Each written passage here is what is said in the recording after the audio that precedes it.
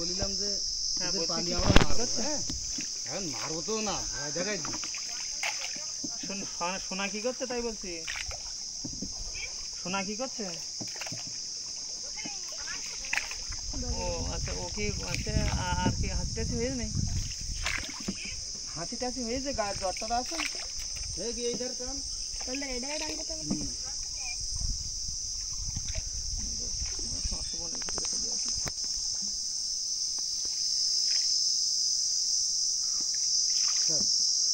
ওই যে সোয়াবিনের আব্বা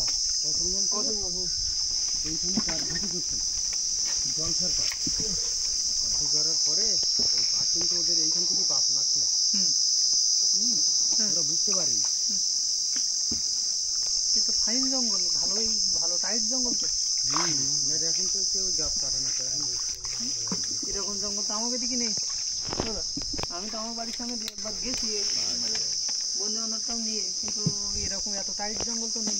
আপনাদের ওদিকে ইয়ে না ওই সুন্দরী গাছ দেখি, সেই জন্য ওর ভিতরে ওই এই বাগান বসেছেন, বাগান বসে। হ্যাঁ, এই বাগান বন দেখছি, বাগানে সুন্দরী গাছে ফুলও বেশি, ঝোপঝাড় ভালোই ঝোপঝাড় আছে। ভিডিও নেন, এই কাজটাও দেখেন ভালো টাইট আছে। মানে এখানে পদাপাত বলতে ওই পশু পাখি এখানে থাকতে পারে, কিন্তু মানে সেরকম একটা পরিবেশ না। ভালো যাবে। ঘুরে দিতে হলো,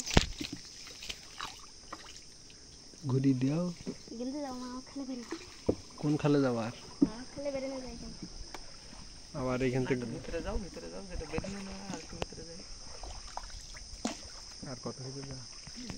জল খুব সুন্দর একটা জল আছে, আবার বেশি জল হলে যাওয়া যায় না। সামান্য জোয়ার উঠে, বেশি জোয়ার উঠলে আর যাওয়া যায় না, বেঁচে যায়। ওই আলা ঝড়ের সময় স্যার এই গাছের মাথার উপর দিয়ে গেলাম, ওই যে গাছ, এই গাছের মাথার উপর দিয়ে গেলাম নৌকা নিয়ে, মানে হ্যাঁ ওই সময় তো 10-12 ফুট জল বেড়ে গিয়েছিল। ফাঁকাটাম দেখ, হ্যাঁ অনেক ওই রাস্তা সব ভারী লেগে দেখতে। কয়দিন ছিল এই এলাকাটা? ওই জল উঠলে আবার সাথে সাথে নেমে যায়। বানতে যে কদিন লাগে, প্রত্যেকদিন ঢোকে আবার প্রত্যেকদিন নামে। এই গাড়িটা দেখ, ঠিক আছে।